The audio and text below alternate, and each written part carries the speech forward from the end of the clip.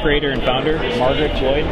She actually wrote this book, and her partner in crime.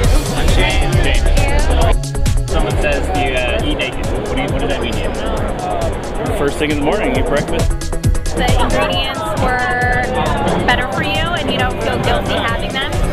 I always say look good naked, so try to give your body the best nutrition possible to look good naked. Eating clean, no sauces, organic.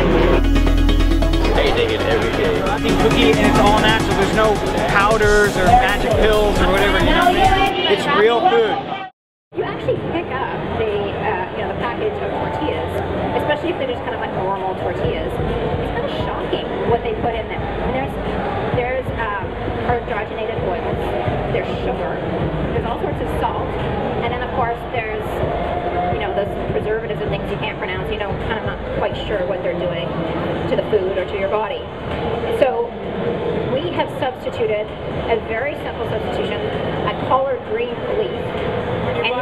When you buy collard greens in a store at the farmer's market, this is how they come. They all come separated, they're all leaves, they're all different sizes. Sometimes they're small ones, sometimes they're big ones. You can do this with the small ones, it just means you're going to have a smaller wrap. But ideally you want one about this size. Okay, now the collard green in itself, many of you have probably heard of collard greens, right? Particularly in the South. Collard greens are cooked down extremely normally as a dish. This is kind of a bitter leaf. If you eat it just raw, you're not going to like it as much. That's why we lightly steam it. You lightly steam it so it's malleable and you can bend it, and it will make it so it's not bitter. So it has a very thick stem in it. This stem you do not want, because this will not, it will be hard to digest and you won't be able to roll the wrap. So I'm going to show you how I'm going to cut that up, and maybe you can explain why I don't cut it all the way through. Yeah, absolutely. So you're going to see he's going to cut on either side of the stem. They'll show you as soon as he's done. He doesn't cut all the way to the top, because what we're going to do is we're going to steam it, and you want to make sure you have the sides together. You want to have the same size, so you don't have all these different halves that are kind of mismatched. So this is just a trick to make it really easy to make sure you got the same leaf. If I was steaming, let's say, 5 of these at once, if I have them all separated, I wouldn't be able to match them up. You know, I might have a small one, so I always keep them connected just at the top when I go to steam it. Then I pull it out, I know which 2 halves go together. Just makes your job easier later on. So now what I'm going to do is I'm going to stick this in our steaming pot. Now, we just have, you can't see it, but we have the tiniest amount of water in there. It's not a lot. Not a lot of water. You could also do this in a steamer basket. Yeah, you can do it in a steamer basket, but we're not using a lot of water, because the more water you use, you don't want to boil this and get all the nutrients in the water. You want them staying here. So I'm going to literally stick this in for 5 seconds, and it's going to be fine. Use tongs. Use his tongs. You'll see this is done just like immediately.